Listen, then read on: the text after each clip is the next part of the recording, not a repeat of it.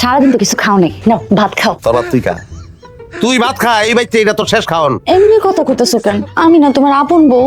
তোর আপন বউ? তুই কি এর আপন? ঘোড়ার আন্ডার আপন তুই, জল্লার বউ, খল্লার বউ, মিলনের বউ আমার কাছে অনেক আপন। তোর কপালে আজকে খাওন নাই। আমার কইলাম খিদা লাগছে, ভাত হয়ে যা। যারা তো পুরো পৃথিবী আছে হ্যাঁ রাতে ভাত না খাইলেও চলবো, তুই থাক না খায়।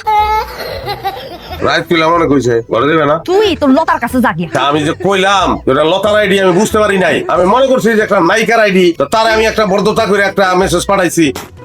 বিশ্বাস করো, তোরে বিশ্বাস করলে বিশ্বাস অমর্যাদা হইব। তুই এমন নিচে নামা নামছস, রাইতে বেলা মেয়ে মানুষের মেসেজ করে, মেয়ে মানুষ দেখলেই মেসেজ করা শুরু করে। আরে নায়িকা কি মাইয়া নাকি?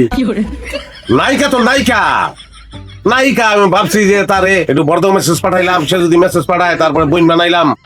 একটা নায়িকা আমার বইন থাকলো। তুই যা ঢাকায় যা, ঢাকা গিয়ে নায়িকা গুলোকে থাক, আমার ঘরে তোর জায়গা নাই। আমার জায়গা তো ঘরে না, আমার জায়গা তো তোমার বুকের ভিতরে।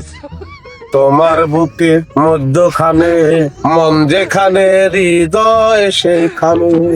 তোর জায়গা আমার বুকে মুখে হাতে পায় কোনো জায়গা নাই। আমি ঘরে যেতে খবরদার তুই আমার ঘরে আইবি না। ফুলনা দরকার কেউ লাগে, সারাই বাইরে থাকো। সারা রাত যদি বাইরে থাকতে মন না চায় তাহলে তোর জলিলের বউ, খলিলের বউ, সুমনের বউ ফেগো কাছে জাগিয়া। হ্যাঁ জানা তোর খুব প্রিয়। মানুষের আর বোর কাছে যদি আমি যাই তাহলে মার তোর আমারে। তোর মাই খাওয়াই উচিত। যেই পুরুষ নাকি নিজের বউ থাকে মানুষের বউরে প্রিয় কয়, মানুষের রাইতে বেলা মেসেজ পাঠায়, তার তো মাই খাওয়াই উচিত। তোর মানে আমার জানি কেমন লাগতেছে না? কিসে? ওমা ব্যথা করতেছে বুকে। কি কইতাছো? কেমন লাগতেছে, খারাই থাকতে পারতেছি না, মনে পড়ে যাবো। আমার গো বেশি বেদনা করতেছে। বই পড়েন কেমন লাগতেছে এখন তোমার? কেদা লাগছে, বাদ দে আমারে। হ্যাঁ বুকে একটু বেদনা উঠছিল, তখন ঠিক হয়ে গেছে, মানে গ্যাস্ট্রিকের বেদনা, বাদ দে।